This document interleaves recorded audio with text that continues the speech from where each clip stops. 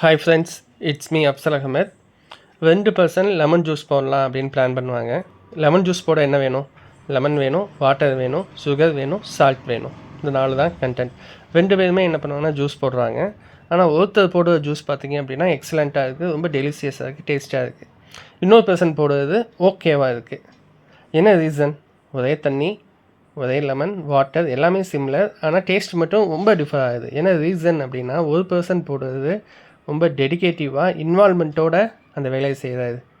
இன்னொரு person okay juice தானே போடுறோம் அப்படின்னு சொல்லி வேலையை பார்க்குறாரு. ஸோ எந்த இடத்துல டெடிகேஷனும் இன்வால்மெண்ட்டும் அதிகமாக இருக்கோ அந்த இடத்துல சக்ஸஸ் ரேட்டும் அதிகமாக இருக்கும். ஒரே ஸ்கூலில் படிக்கிறாங்க, ஒரே டீச்சர் எடுக்கிறாங்க, மார்க் எல்லாமே சிமிலராக இருக்குது. ஆனால் லைஃப்பில் சக்ஸஸ் அப்படின்னு பார்க்கும்போது ஒரு பர்சன் எக்ஸ்ட்ரீம்லி எங்கேயோ இருக்காது, இன்னொரு பர்சன் கீழே இருக்காது. என்ன ரீசன் அப்படின்னு பார்க்கும்போது அந்த சக்ஸஸ்ஃபுல் பர்சன் ரொம்ப டெடிகேட்டிவாக இருக்காது, இன்வால்மெண்ட்டாக இருக்காது. எது செஞ்சாலும் இன்வால்மெண்ட்டோடு செய்கிறாரு, டெடிகேஷனோடு செய்கிறாரு. ஒரு வேலையை நம்ம ஃபுல் டெடிகேஷனோடு செய்யும்போது அது 100% சக்ஸஸ் தான் கொடுக்கும். ஸோ இப்போ தெரிஞ்சிருக்கும் secret of success, dedication is most important.